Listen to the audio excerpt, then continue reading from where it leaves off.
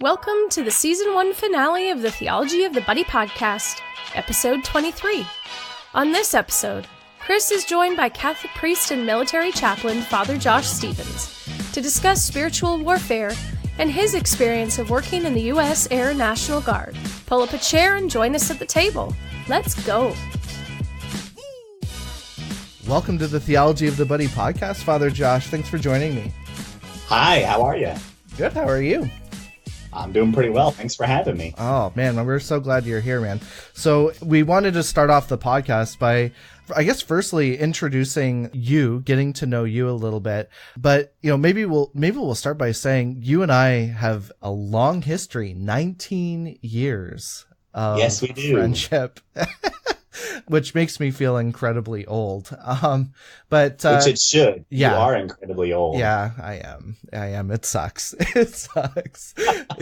I laugh at like the young adult events that happen in the diocese, and they're like, 19 to 30, and I just have the forever alone face, Nice. But yeah, so 19 years ago, you and I met on campus at Franciscan University for the Young Apostles training, which was like I don't know what you would call it, It was sort of a discipleship thing Yeah. for the people that would help out with the youth conferences that weekend. And you'd get there Sunday or Monday, I don't remember when, Yeah. and you'd be there all week.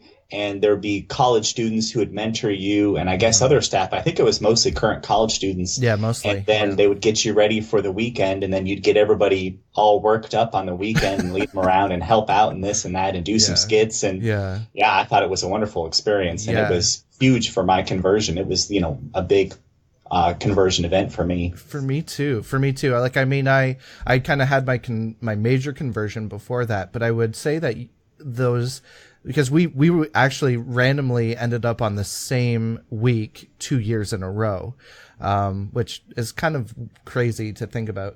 But I mean, out of all the youth conferences, the fact that we connected over those two weeks.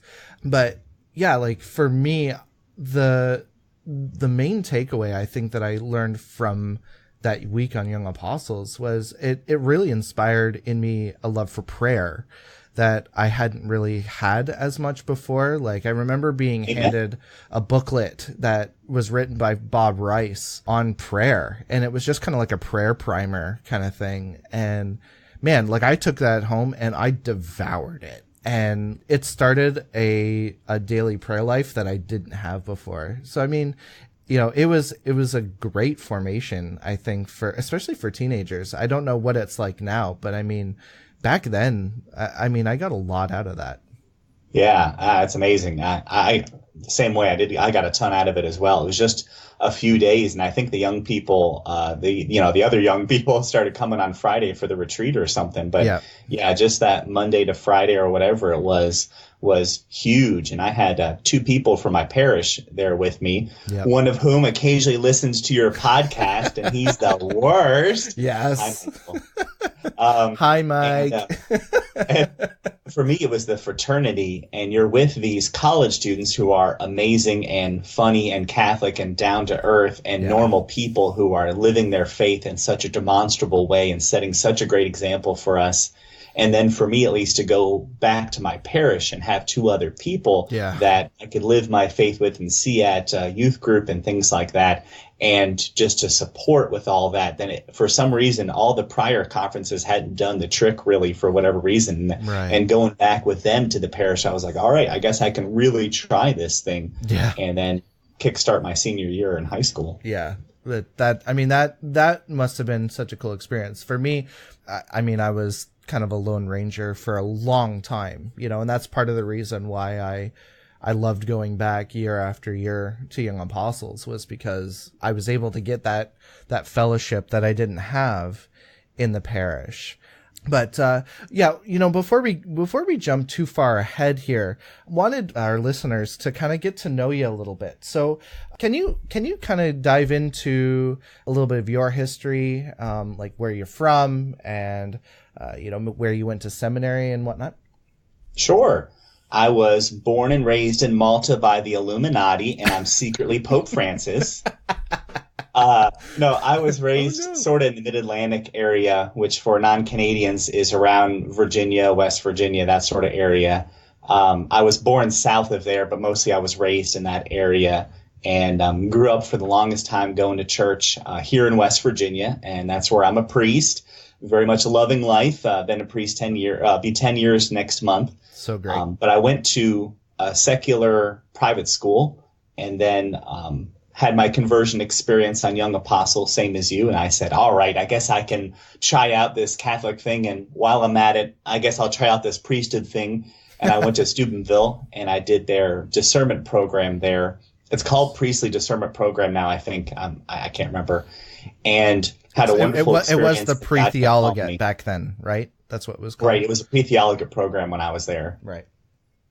And so I went to Steubenville, had a fantastic time, learned a lot, prayed a lot, made a lot of good friends, all of that. And it was wonderful for me.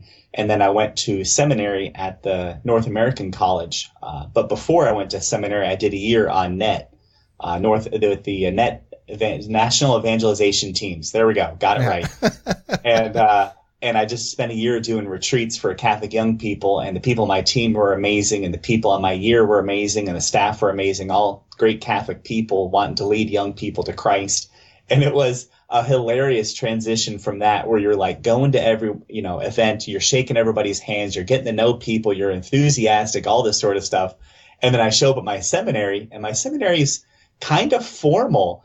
And I was a little in their face. And so there were people my year who that was their impression of me was week one Josh. Oh my gosh. Through 4 years of seminary. So I would get evaluations from a couple of these people because we did peer evaluations. And I'd be like, why in the world do they think I won't do well with elderly people when I get to my parish? And I'm like, oh, that's right. I was a little too in your face when I first came here. Yeah. You came out a little strong. And I get to my parish and, things would be fine and get along fine with everybody and this sort of stuff. But they just had some funny idea for me me from that first week. And yeah, it was pretty funny. So got ordained back here in the U.S., both diaconate and priesthood, and then have stayed within this state, at least for my priesthood, take trips here and there and that sort of stuff. But done that. And then 4 years ago, I was commissioned in the Air Force National Guard here in West Virginia. And I'm a military chaplain, but it's basically a weekend a month. Oh, wow. And for anybody who cares out there, everything I say here is my own opinion, not the opinion of the U.S. Air Force or the diocese or whatever. Yeah, some people put that on their Facebook because they want to make it completely clear so that they don't get in trouble later, which is funny. I believe what the church teaches. That doesn't mean that the National Guard believes. That is my goal. Yes, believe and do as the church teaches. Yeah. Right. Now, in your experience as a military chaplain, how does that differ from normal, priestly life, diocesan priestly life? It's a good question. So the most time I've had in a row as a chaplain or as a member of the military has been at training. I did a 4-week training to learn how to be an officer because all of our chaplains are officers in the U.S. military. And then I did a 6-week training on how to be a chaplain. And they treat you the same as the people who are active duty, so who are full-time military, and they treat you the same as the reserves, who are a little different from the National Guard here in the U.S. National Guard here in the U.S. is more tied to states, and then occasionally we'll go and do what they call federal status, which is we go with the active duty, we go in deployments and things like that. Wow. So when I went to officer training, they treated me exactly the same as everyone else. And I'm there with all these medical people, doctors and nurses, and I'm there with some lawyers and a couple other chaplains until they needed me for something. And then it was, oh, chaplain, why don't you come do this? Why don't you come help us? Oh, could you do this benediction for us or whatever? Oh my gosh. And then the instant they didn't need me to pray or something like that in an event, it was back to lieutenant. All right, lieutenant, get out there. That sort of stuff. They weren't harsh with us or anything because everybody had a master's and they wanted us there because it was, like I said, doctors and nurses and things and different professions that they really wanted in the military, in the Air Force, in the military. Right. So they weren't too rough on us or anything. Right. And then chaplain training was a lot like school, except it was longer. It was 7 or 8 hours of class every day. Oh, wow. Basically lecture the whole time. But, they weren't terrible about it. They'd ask questions. There was back and forth and things like that. And it was very bearable. And you just basically did 6 weeks of classes with an exercise in there. I don't think it was the last week, maybe next to last week. And you would do a couple of the typical active duty things. But it's a lot different from being a priest because you're around the same group basically every day, whereas in the parish, sure, there'll be some people you're around every day, but you see everybody on the weekend, usually as a parish priest. And they require different things of you. Your haircut has to be just right. You're supposed to be in shape, and you're saluting people and being saluted, which is slightly different from the parish experience. Right. And at least in officer training, I was not used to being that busy the entire day because you'd get up at about 4:15 or so, and you'd go do PT at 4:30, and then you'd get back to your dorm room about 9:30 or so. And then I think we had lights out at 10:30, but I don't remember exactly. Wow. So that was pretty different. And you're around these groups and you're treated just the same as everybody, which is a nice break, just to be treated the same as everyone else. But there are still, Catholics there, and you're still father to the Catholics. Everybody else, I was just Josh or lieutenant or chaplain on rare occasions. And that was very interesting. Would you say that there were things that you learned working in the military that you wish you had learned while you were at seminary? That's an excellent question. I know one of the things I learned in training that I immediately thought of was, again, it was sort of relearning how to prioritize because our day was very full, especially in officer training. And I would basically have to do all of my breviary prayers and all of my prayers at the very end of the day because, getting up at 4:15 in the morning, I was barely awake. So I wasn't going to do it. And then you're just basically doing stuff until 9 o'clock at night. You'd eat lunch and you have a couple little breaks here and there, but you wouldn't be back at the room. And we weren't allowed to have our phones on us. So, I had my breviary prayers on the phone. Right. So that was good to relearn how to prioritize everything. And there was a lot about leadership, which is very helpful for parish life. Yeah. And how to be a good leader in the military. There are a lot of similar things with how to be a good leader in the parish, taking care of people who work for you and taking care of things with your peers, my brother priests, and then being a good follower to the bishop. When it's appropriate, he asked me to do something as the bishop, in his official capacity, great, is very similar to following orders. And it was a very good lesson when I came back to West Virginia and I was at my base and I was talking to the head chaplain to remember, oh, yes, that's right. Even though we are very informal, you still have a superior to myself relationship where, they would give orders and it would be orders like, okay, go visit the people over in maintenance or something like that. And it's a good reminder of all that because at the parish priest side, you're sort of king of your little parish in some ways. And then occasionally you get reminded that, oh, that's right, there's a bishop, oh, that's right, I'm supposed to, people can tell me what to do and that sort of thing. And most of the time, you work with people, but you don't have people ordering you around as much. Right.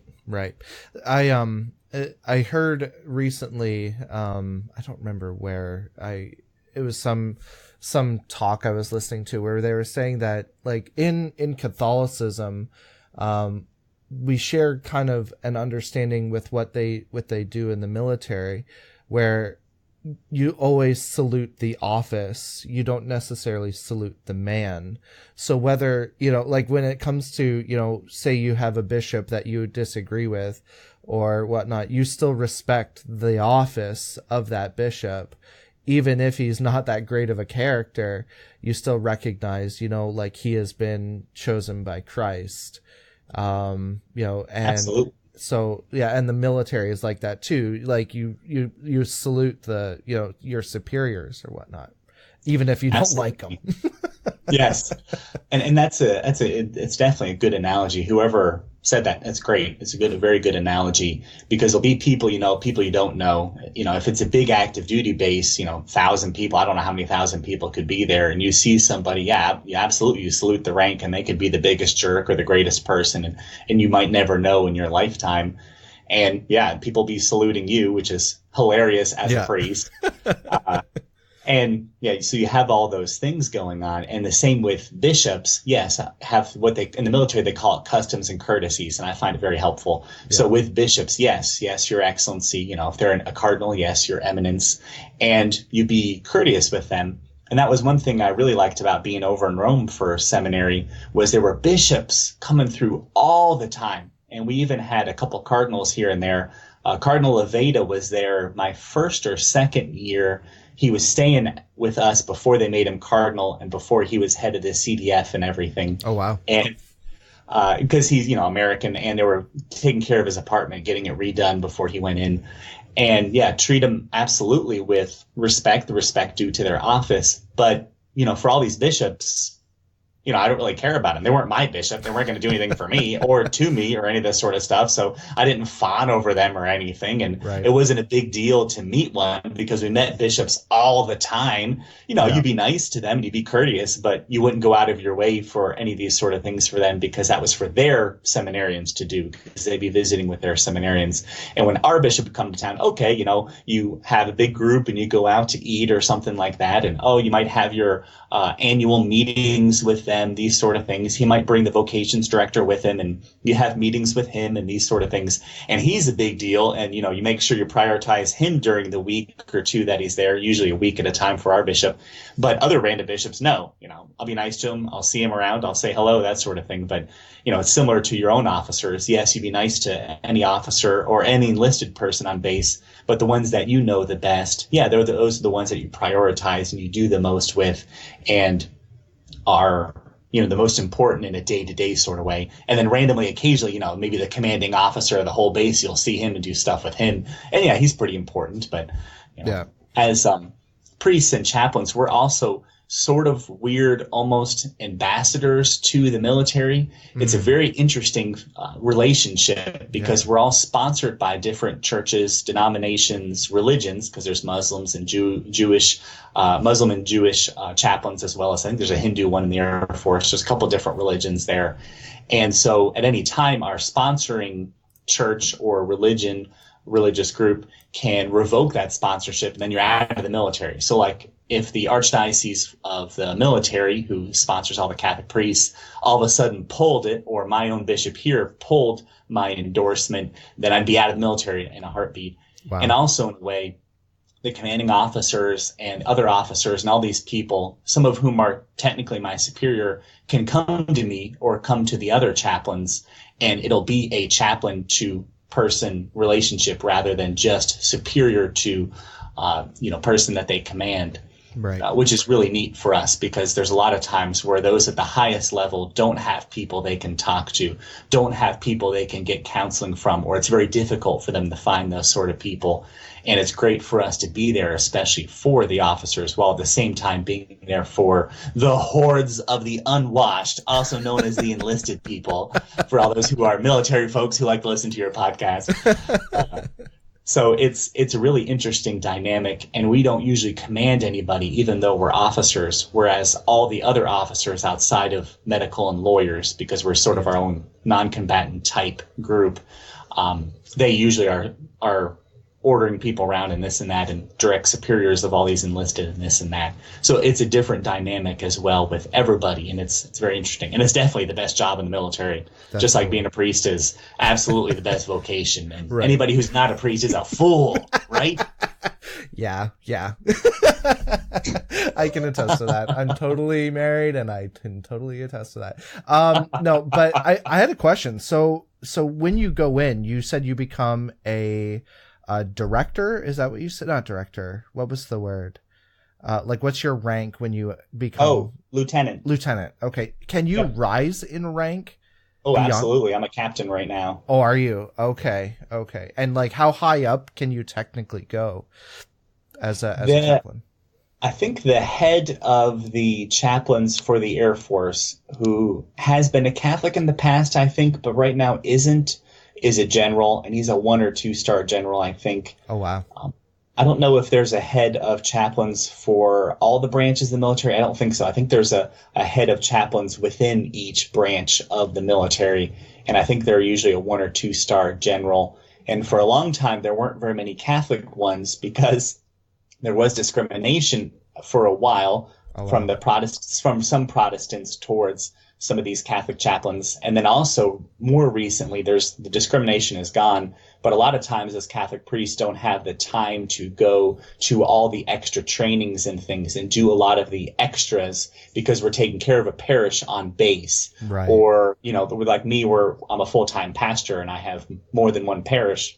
It's difficult for me to get away for a week to do military training and things like that. Right. So it's easier for some of the Protestant guys who may not have a church or who may be weekend only, might be an assistant pastor or whatever at their church. They can rise and rank in some ways a little more easily. Right. But just because I know of time, priests right? who are lieutenant colonels and colonels, which are just under general, who are priests, just like I am. That's cool. Yeah, that's neat. Is that something that you think you would want to do? Most likely, no. No. I'm very happy being a pastor, and my bishop is very happy with me being a pastor. Yeah. So it's very unlikely that I would be going active duty and rising in rank and all that. Right. As they told me at chaplain training, don't torpedo your future, even if you are focusing on ministry and not on rank and advancing and all those sort of things, because it can be a very secular thing. And a lot of chaplains, no, we want to focus on being the best ministers we can be and being the best priests and different things that we can be. And we're all about just helping people and being there for people and all these sorts of things. So I'm not going to torpedo anything that God has for my future, but no, that's not my focus. My focus is just being there for the people and saying mass for the Catholics and just being a chaplain for the folks on the base. Right, right. And like you said, you're doing both. So you're doing that and you're doing your regular parish life stuff. Yes. So your, daily masses and things like that, right?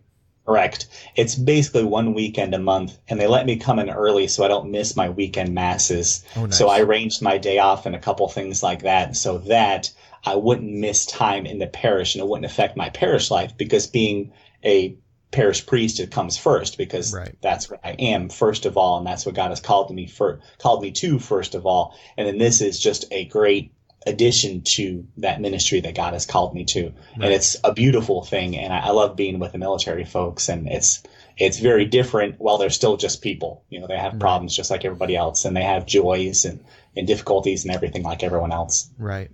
Right. I wanted to actually ask you about, that saying, I guess President Eisenhower mentioned it in 1954. It's kind of an anomalous thing. Nobody really knows where it came from, but the statement, there are no atheists in foxholes. Do you find that people who are engaged in the military are more open to the idea of talking about, even the four last things, and things like that, or do you think that's maybe a little different now at this point in time?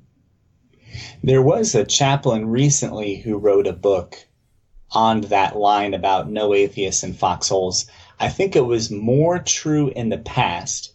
And one thing that's very interesting that somebody told me, I don't remember when, but they were saying that the military as a whole looks different every 3 to 4 years, because a lot of the enlisted sign up and they do one tour, as we call it. So they do 3 to 5 years and then they're out. So you get a new batch of enlisted every 3 to 5 years.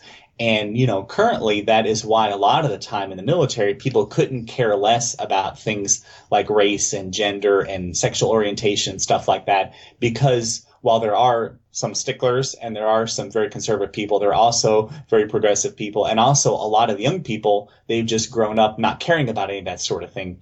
Also, in the same way, there are a lot of atheists and agnostics and fallen away folks who are in the military. And I've heard that, I haven't been on deployment, but I've heard that on deployment, a lot of times it's pretty boring and there's not a lot to do. And one of the things that there is to do is to go to services, and especially to go to church. So a lot of people have a little bit of a reawakening of their faith because there's not a whole lot else to do, and it makes their family happy at home. And hey, maybe they like the chaplain, so they'll give it a try, things like that. So they're more open to that. And then I'm sure there are a lot of people in combat who, yes, very much have a reawakening of their faith, or already were faithful and have that faith strengthened. And probably there are some that have that faith tested, just like there is in every other walk of life. But I think it is still the case that there are a number of atheists and agnostics who are not suddenly religious, being in the foxhole, or at least say that afterwards. I don't have any reason to question what they have to say, but there are so many more atheists and agnostics than there were 60 years ago, or however many years it's been between now and 1954, because I'm terrible at math. Me too. I did, theology for a reason.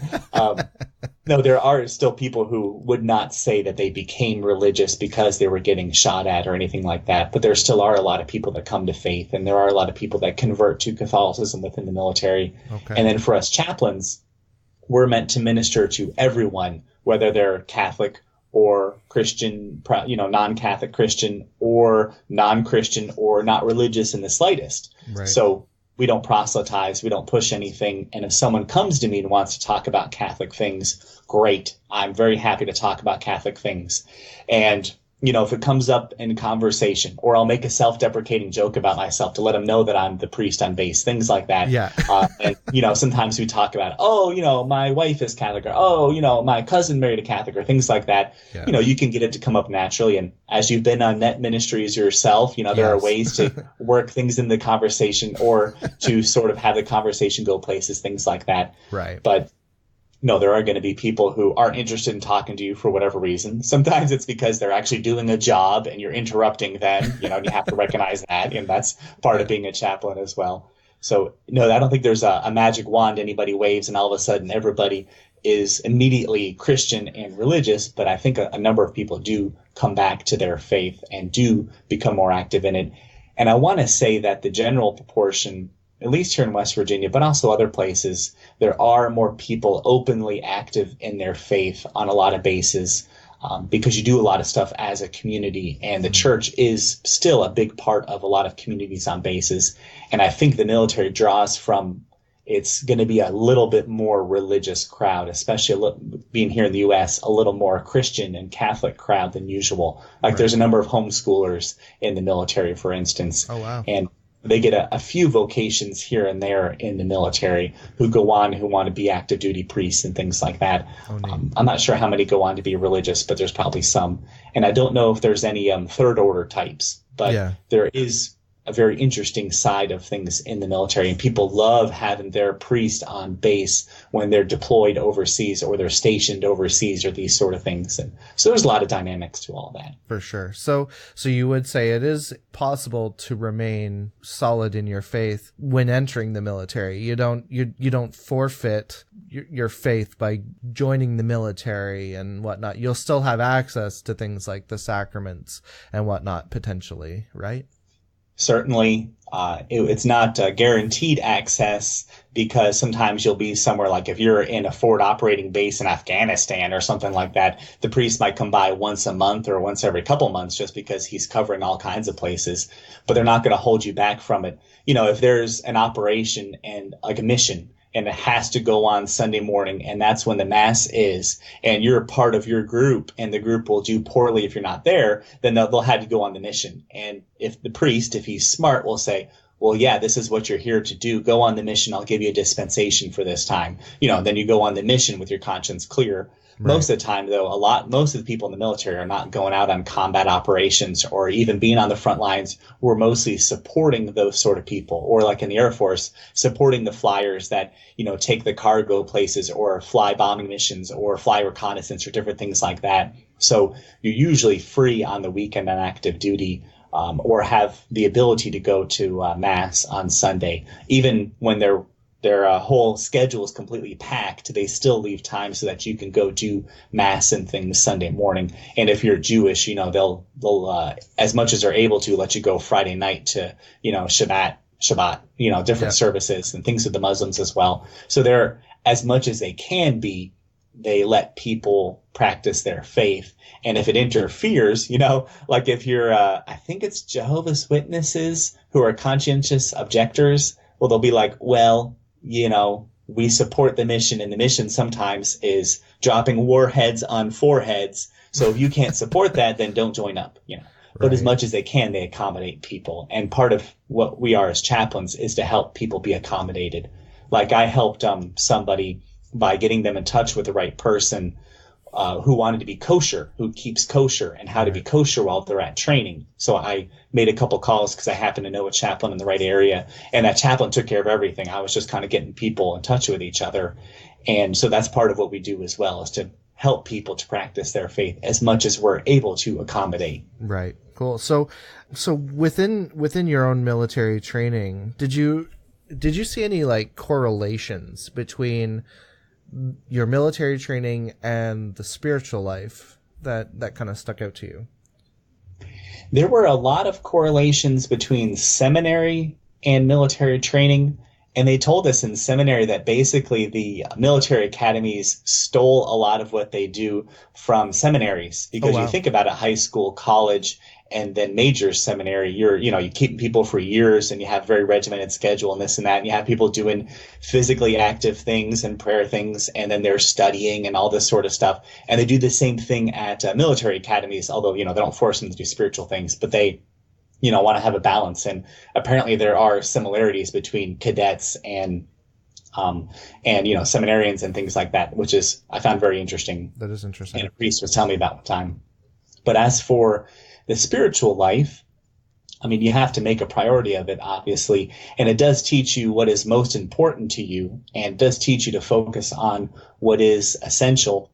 And it does, at least with the training that I was at, it does, sort of get you to really make sure that you make a point of it, and that it is something very important to you. Because it is easy in the military for people to fall away from their faith, just like it is, they go to college, or they just, live their life with their family, and, they have other things that they think are more important, start taking up more and more of their time. And, they start having less and less, they started giving less and less priority to religious things, that sort of stuff.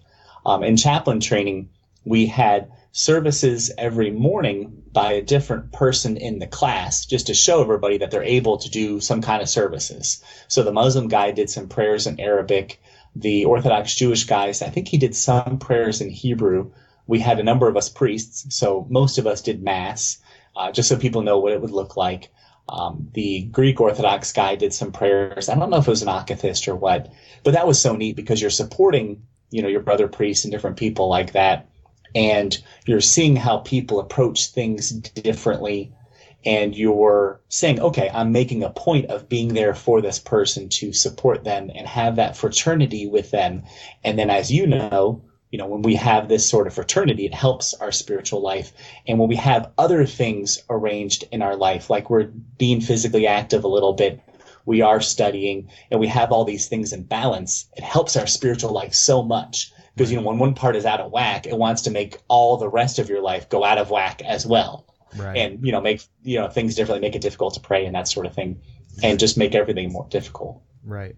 I don't remember what it's called. I think it's Maslow's hierarchy of needs. Yes. Right. Like you can't lead somebody to Christ if they're hungry. You know what I mean? Right. So like having to address those physical needs first is really important. And I'll be honest with you. My experience with military is pretty basic. I've got a close friend was a master corporal within the Canadian Army Cadets or reserves, excuse me. But he, and then the rest of it is like Hollywood movies and whatnot. But yeah, like one of the things that has always kind of stuck out to me has been that in terms of dealing with spiritual warfare, one of the things you always see in these movies is trying to think, like in Forrest Gump, for example, where Lieutenant Dan says to the boys, change your socks, make sure you're changing your socks all the time, always have clean feet.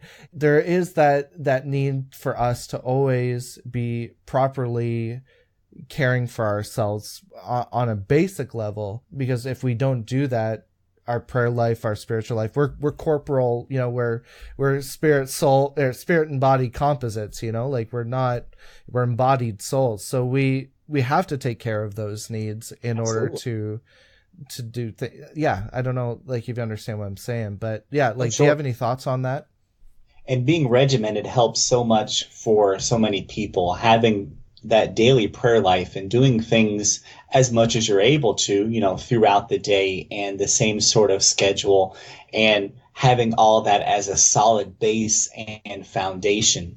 And one thing I know that someone told me, I don't remember if it was in a class or if it was at Steubenville somewhere, I don't remember where it was, but they were talking about one of the best ways that we can be assured in spiritual warfare and be protected and be basically keeping out evil influences as much as possible, God willing, is to have an active life of faith, to be praying, to be going to the sacraments, to be going especially to confession, not to have any kind of mortal sin on our soul, these sort of things, and to be actively pursuing the faith, because we're not giving the devil any kind of ground to stand on. Right. And we're not having any of these sort of influences. And as much as we can, you know, surrounding ourselves with good people and being good to them and these sort of things, and not allowing any kind of toehold on our soul or on our lives. Right. And I found that very helpful. And I knew a young lady at seminary. She was studying at the same university because we had classes in common with all kinds of different people. And she had been very involved in a lot of deliverance ministries and things, I think especially with the charismatics. And, you know, she was saying, no, if you have an active prayer life and you have an active life of faith, then no, you don't have to worry about a lot of the demon stuff and that sort of thing. Right. But those who are wishy-washy, or who get themselves into grave sin, or who actively pursue the occult or things like that, that's when you get a lot of these sort of problems. Yeah. So if you do what your bosses in the military say, you're working out like you're supposed to, you're doing your job, you're doing your extra trainings and these sort of things, it's very analogous to, all right, you know, you're praying every day. As a priest, you're doing your breviary every day, you're going to confession regularly, you're doing your daily mass, all of these things, and you have that foundation and that base. It is very difficult for something to break into that from the outside, and you're not allowing anything to break into it. Instead, you're going forward and pursuing that life of faith rather than backsliding or leaving it to the side or not making it a priority at all, or these sort of things. Right, right. Another thing that comes to mind, you know, is the statement, know your enemy. And whether that be, like, obviously the devil, but I mean, the world and the flesh as well pose equal, or if not more, challenges, I think, to us. And Absolutely. So, like, I think there's so much of that need to know who you are as a person. I mean, St. Teresa of Avila makes it so clear in the way of perfection and things like that, the importance of self-knowledge in the spiritual life. That you have. Who's St. Teresa of Avila? I'm just messing with you. I want to give your listeners a little heart attack there. I've worked hard, my life hard. Yeah, exactly. I agree with you 100%. Yeah. I loved the Screwtape Letters for that. And one semester at Steubenville, that's what I took with me to my personal prayer every day. Oh, wow. When I was doing time in front of the tabernacle, doing time. I would sit there and I would go over a passage, and then I would go, oh, yeah, I see that in my life. Absolutely. Yeah. And then definitely in seminary, as well as at Steubenville, there's a very big emphasis on knowing yourself, and not to a narcissistic degree and not to a degree of overthinking, which we did plenty of anyway. But so as you said, you know, okay, this is where I am tempted most. This is where I am most weak. This is where I have to watch. I have to do extra. This is where, okay, I just need to maintain my regimen and I should be okay. And I'll just double check it once in a while. And also know ourselves, okay, these are my strengths. These are my weaknesses. And to try to have a real humility about it, rather than I'm the worst person in the world or I'm the best person in the world. Say, no, This is who I am. I'm nothing. I'm nothing compared to our Lord, but he says I am something. He makes me something. And this is where I'm going to go forward, you know, and that sort of thing.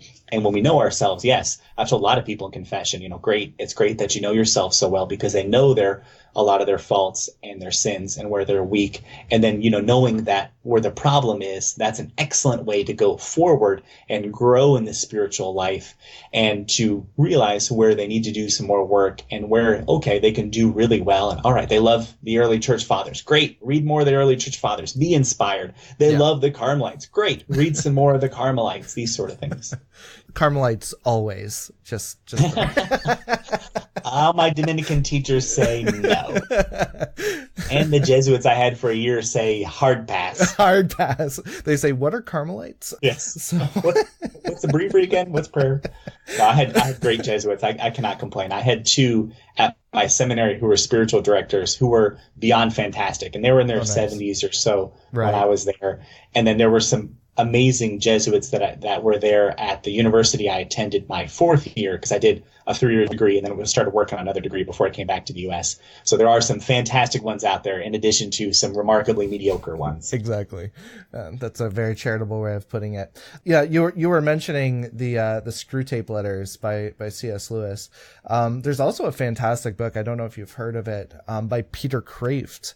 He actually wrote a Catholic version called the Snakebite Letters, which is it's very good to read as well. Yeah, I just thought I'd throw that out there. Have you read that before? I haven't read the Snakebite Letters, no. But I did read the Screwtape Letters while I was reading them in prayer. Yeah, that's so good. That's so good. Yeah. I think the Screwtape Letters are good for anybody. Probably the Catholic version's fantastic because Peter Kreeft or Kraft or however you say his last name, he's excellent. I just like the Screwtape Letters because they weren't specific, I don't remember, to being Anglican or Protestant or anything. Right. They were sort of just generic to us as Christians and to how temptation comes at us, sometimes in the way of food, sometimes in the way of people, sometimes in the way of just the world and all these different ways, sometimes to try to get us to be, think more of ourselves than we should or different things like that. And I just found it, as a very foundational way to look at all this stuff and a fun way to look at it. And it was a very light read while at the same time having so much depth to it. No, exactly. Just great book. Yeah, it is fantastic. I love that book. Absolutely. One of the things that you kind of mentioned before as well, that maybe we can talk about is how great I am. Yeah. I agree. Let's talk about that. Let's do it. No, the question of the importance of friendship, brotherhood. I've got, like I said, I've got this close friend of mine who, master corporal in the reserves. And the one thing that I admire a lot about him is that all of his military friends are all extremely close. Like they do everything together now. And even though I think he's officially out of the army, he actually was trying to join the Navy now, but I don't know if that's happened yet or not. But he and his friends have such close ties to one another. And I think that in the spiritual life, I think it can be kind of easy to go it alone. When we were talking about young apostles earlier, I actually, my wife and I are preparing to move, and I was going through the boxes and getting things cleaned out, and I found a prayer journal from 2001.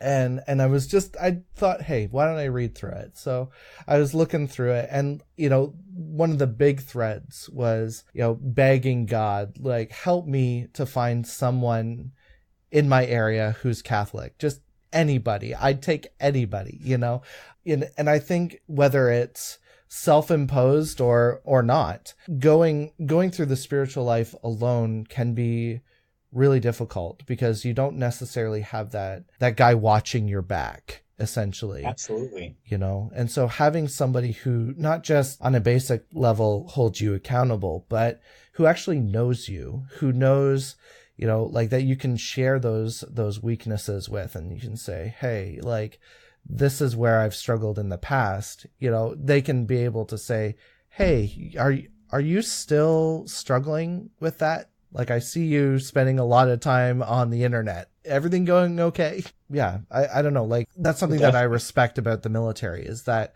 at least from my experiences, and even when you watch things like Forrest Gump, Forrest had Bubba, right. we all need a Bubba in our lives, to kind of watch our back. Do you agree with that?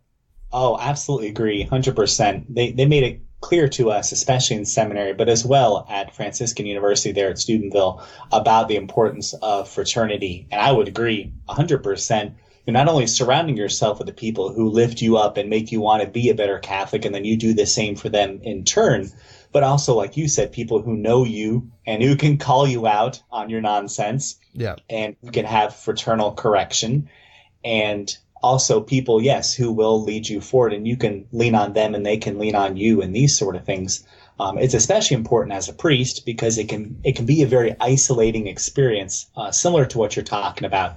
You have people at your parish, and might have people in town that you meet with, maybe other ministers or things like that.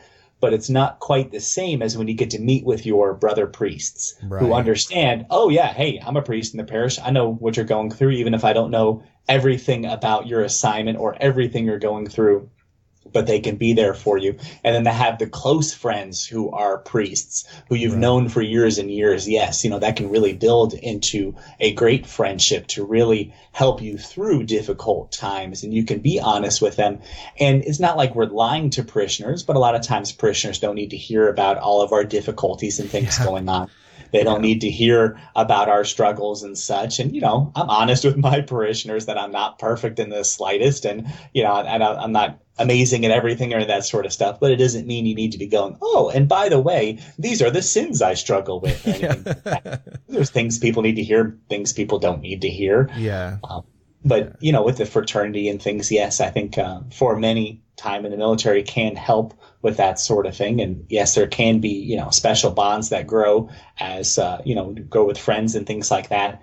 And one of the neat things about the National Guard is a lot of times, unlike the active duty military, some of these people join up and they do 20 years at the same base, whereas the active duty, they might be moved around every 4 or 5 years. Oh, wow. So over that 20 years, there might be other people there that you've known for 20 years, sometimes longer. So yes, a lot of times there are great friendships. But the thing that I thought of, first of all, when you're talking about going it on your own and doing things on your own, I think it was St. Anthony of Egypt, when he had the hermits, he made everybody live in community first. And they had to learn how to live in community, and they had to learn all those virtues, and they had to learn all of those skills and these sort of things. I think it was mostly on the side of the virtues before he would let them go and be a hermit on their own. Right. And let them go and pray on their own. And I thought that was just fascinating because, as you know, doing things in community is so different than when we're on our own. And yes, we have to be thinking of others, and yes, we have to accommodate them, and all these little things that go on. That especially as a priest on his own in a parish, I don't think about it. I have the rectory to myself. I go to bed when I go to bed. I eat when I feel like eating. And then, I have family visit. I'm like, oh, that's right. There are other people in the world. I have to wait for them before I eat lunch, things like that. Right.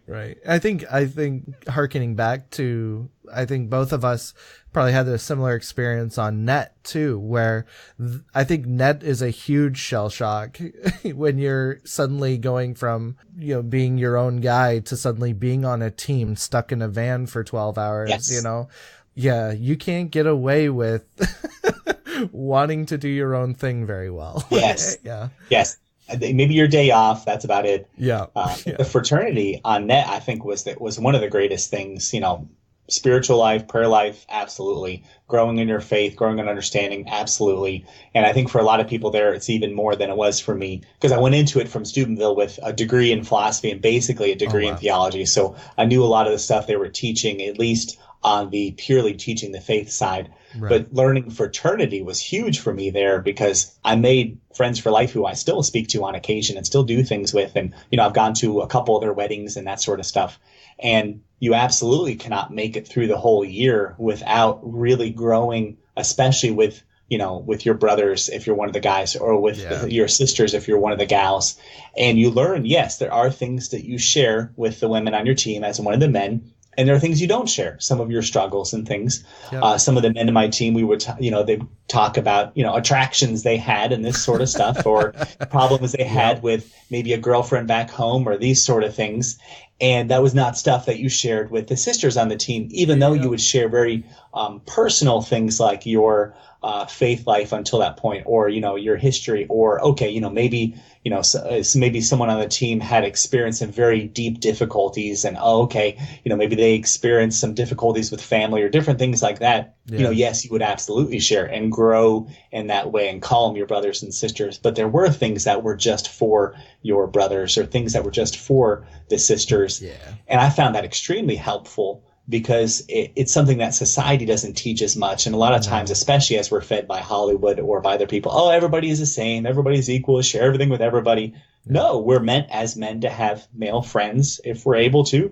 We're meant as women to have female friends, because there are going to be things that only they understand, and think ways they're able to support us. Right. In ways that people of the only other gender and sex there is are able to do for us and with us, and these sort of things. Yeah. And it can be very unhelpful, and it can be counterproductive to be oversharing or sharing the wrong things, or those sort of things. Yeah, no, exactly. I mean, the thing that, for me, when I was on net, I was going into it fresh out of high school. I was a straight up spoiled only child who got away with everything. So, like, when I went on net and they announced the teams, and I was on a team with people I didn't know, who I wasn't close with through all of training, it was hilarious, because I just remember it was like a scene from a movie. They announced the teams, and I'm just like in this room, and like suddenly the room goes black and I'm alone. And I'm like, oh no, a whole year with these people, So it's such a great opportunity to grow in that way, and to learn to love in ways that you didn't think was possible. You know what I mean? Yeah, absolutely. And to go out of your comfort zone, to grow in ways to say, all right, the Lord is calling you to this. It doesn't matter whether you like it or not, or it's your favorite thing in the world or not. He's calling you to it. You gotta put on your big boy pants and go out there and do it. Yep. Grow with these people, even if, like you said, they weren't the people that you were the closest to at training. This is where, sometimes God calls us to do things, and we just kind of have to cowboy up and do them. Exactly. And I guess that's kind of also kind of tied into our topic today too, with spiritual warfare, that, sometimes, like you were saying, there are things in our lives that may be things that we enjoy, but may not be totally healthy for us, and not be actually, helpful in the spiritual life. And it may not be that it's a sin per se. It may not be venial or mortal, but it may be something like a vice that we're attached to. Maybe we like to spend a little too much time in front of the TV, or maybe we like to, eat, comfort eat, or things like that, or, whatever it be. There can be these things in the spiritual life that, where we just have to kind of say, you know what? No, I'm not going to give in to this desire or this emotion or whatever, and I'm going to assent to do the right thing. And whether that means a lot of fat priests out there. Yep. Have to say, they kind of wearing some of that on their sleeve. yeah, and everywhere else. But it's bad. I was definitely one of them not long ago, and praise the Lord. The Lord called me to the National Guard stuff, and I was like, oh, okay, I got to get rid of all this awful fat, got rid of a bunch of it, not all of it. But no, absolutely, there are things that are not great for us. And that is one of the beautiful things about Advent, and especially Lent, is to take that look at ourselves and say, all right, what am I doing too much of, which, while not sinful in itself, I can cut out and have it be penance, and then realize, okay, maybe going forward, I do less of that, so that I can not only be more penitential, but maybe more focused on the Lord, maybe a little more time for prayer, maybe a little more time for family, these sort of things. And I think it's part of why a lot of people experience a lot of spiritual attacks in Lent, and then experience a lot of sort of attacks from the world, or even attacks sort of from themselves, like people going through caffeine withdrawal when they give up caffeine for Lent. And it's a great wake-up call, to say, oh, okay, all right, maybe I had been drinking too much coffee. Okay, maybe I was watching too much TV. Yeah. Okay, maybe I'm hanging out with the wrong people. Maybe I'm, like you were talking about before, okay, maybe I'm on the internet too much. Any of these sort of things. Right. Yes, it's a fantastic time to wake us up for that and to realize, okay, yes, we are still broken human beings. We still need God's grace. And then boom, Easter happens. Oh, wonderful. Time of resurrection, time of joy, celebrating the Lord, and hopefully growing even more in our faith. Yeah. And a time really to focus on, oh, all right, all these beautiful things he's doing for us, while at the same time maintaining the rest and everything. Mm-hmm. Definitely. Yeah. So, I wanted to ask your thoughts right now. I mean, there's a lot of Catholics out there, especially, our trad listeners and whatnot, are having a really hard time with the current state of the church. And I think any Catholic looking at the state of the church can say there's something wrong. Something has gone amiss. In your experience, especially in the military, like, I know that for a lot of Catholics, they can look at this situation and they can say, essentially experience a hopelessness, a sense of this is never going to get better.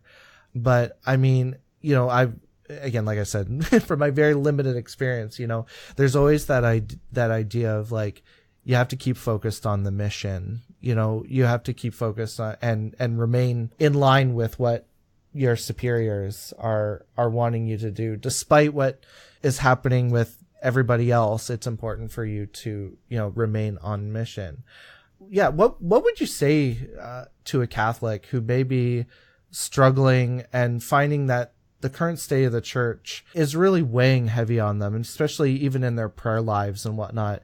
They just kind of feel and are experiencing this sluggishness or almost a despair in light of everything. Like, what would you say to them? I agree. I agree. The military analogy is a good one, because you do need to focus on what your job is, and you need to focus on what you're in charge of, and you need to focus on what you're supposed to do, and trust that other things are being taken care of. Definitely believe that in our way as Catholics and in our vocations, you need to focus on your wife, you need to focus on your work, you need to focus on what God has put into your life as your purview, and let go and let God for a lot of other things. I, as a priest, yes, I can look at, okay, let's see what the bishops are doing, what the Pope is doing in the church throughout the world, and oh my goodness, what is the church in Europe doing, and these sort of things. But at a certain point, it's sort of like politics, where it's just going to drive you nuts, and it's going to make your heart pressure go skyrocketing and things like that. And to a large extent, we need to focus on what's within our purview. And I need to focus on my parishes. I need to focus on, myself, what God wants me to do personally. I need to focus on what he has put into my life. And then, okay, maybe I'll talk on the internet with some people about, the state of the church. Maybe I'll do this or that. But we need to be able to step away and say, all right, what is God calling me to do today? All right, I have sort of an idea what he wants me to do tomorrow. I'll do that tomorrow. Let tomorrow's worries stay tomorrow, and just do what I can. Maybe people want to talk to me about certain things happening in the church. Great, I'll talk to them about that. But I don't need to be going around and have that be the only thing I'm ever talking about, and dragging myself, through the mud, or dragging the church through the mud, or having my emotions be all over the place and this and that. Because, we need to focus on our vocations and what God calls us to do, and say, okay, God has guaranteed his church. He has founded that church on Peter, Jesus himself, and he has guaranteed that church, and so the gates of hell will not prevail against it. And I think that's where a little bit of context can help as well, because, a lot of people, myself included, only knew John Paul II. Yeah. St. John Paul II the Great. And then when I was in seminary was right when Pope Benedict was coming along. Fantastic. And it can be sort of a shock to the system to have someone be different, like Pope Francis, who has a different emphasis and has a different style, who is not a teacher of philosophy, not a teacher of theology, like John Paul II and Benedict XVI, and instead has a different way of doing things, isn't always as precise in his language and these sort of things, as academic in his language, all that sort of stuff. Yeah. And yes, it can be a shock to the system, but at the same time, we have to remember there were popes who sort of had wives on the sides, and they had whole families and things. Yeah. We had Pope, I think, Urban II, who was going around the Vatican City states, conquering places and getting into wars and this sort of stuff. Or we had the times when the armies were invading in Spain and into Austria, and it looked like there was going to be a caliphate in Europe or something like that. Times of existential threat, like the barbarians coming down and taking over the Western Roman Empire, and it looks like the faith's going to get wiped out, or the early church where they're persecuting all the Christians, this and that. Yeah. It's good to look at it in context and say, okay, what is going well? What is going poorly? Yeah. Okay, that's all great. Now, what is going on in my life and in my local area and in my local church, maybe my diocesan church, maybe my order, these sort of things. And to say, all right, what can I do? What can't I do? What is God calling me to do? And then say, all right, Lord, I'm going to let you worry about the rest because it's just making me crazy. And It's way too easy to drive ourselves crazy and be thinking about the universal church. Okay, that is God's job. He's taking care of the universal church. We are called to do our best where we are and whatever he puts into our lives. Sometimes he's going to call on us with the Holy Spirit and want us to do maybe a little bit more, maybe to encourage some people here and there, maybe even encourage some people online, encourage people in our daily life, calling us to pray, to go to the sacraments, calling us to do all these sort of things. A lot of people have, babies, raise them up in the faith, and that's going to be amazing for the future church. Maybe it's like I remember one of your episodes talking about the Carmelites and growing in that and growing in your community and how that's helping these people and they're growing in their faith and they're going to help other people and it's going to have, bearing fruit 100-fold. Wonderful. That's going to be amazing for the church as we go forward. And if we just focus on reading things and freaking out, then we're going to be missing out on so much and we're going to make ourselves crazy. And instead we should say, no, all right, Lord, I'm going to do what you call me to do. And yes, it's good to be informed on things. I don't have to go full, Benedict option or something, cut myself off from the whole world or whatever. But there needs to be a center that we need to find between the extremes and be there with the church in the center who doesn't want to be at one extreme or the other of, being completely hermits or completely in the world as some other denominations are more likely to do, but instead be, okay, we're going to be here. This is not a time of existential threat. We're not having the Muslim armies come and conquer the Vatican City or anything like that. There are plenty of threats in the world, but we're going to let God do his thing and we're going to support him as much as we can. He's going to support us a ton and we're going to support his mission in our day-to-day lives. Right. And sure, on occasion it's good to talk. Like I occasionally talk with some of my brother priests. All right, what's going on at the nuncio? What's going on in the Vatican? What's going on in the American church? But, that's not worth a whole lot. It's not worth nearly as much as saying, all right, what's going on in my parish? What can I do in my parish? All right. Some people in their families, okay, what can I do in my family? These sort of things. Right. It's so important to just be obedient to the duties of your own state of life, right? I mean, there can be that temptation to, like you were saying, look outside of your purview. And it's so important to instead not necessarily become completely myopic. It's not saying don't be aware of what's happening in the world and the church, but recognize that the only way for us to really, at the end of the day, help what's happening out there is by seeking what is excellent, good, true, beautiful in here, in this, in this state of life that God has called me to, whether Absolutely. That be marriage, whether that be priesthood, religious life, single life, whatever, it's our job to do those things and do them well. Even the most mundane things like, doing the dishes and vacuuming the floors and all of that, like Saint Therese would have you do it with, great love, small things with great love. So, I mean, if we do that well, really, we were kind of talking about this before, the world in the church is kind of chaotic right now. But I mean, if you look at our own interior castles, they're a mess. They are a complete mess. Right. So it's important for us to get our own interior castles cleaned up before we start looking and trying to solve the problems in the world and the church, because we're never going to be able to. It can be a plank in our own eye. We're out there trying to pull the splinters out of everybody else's eyes. Yeah. Absolutely. Yeah.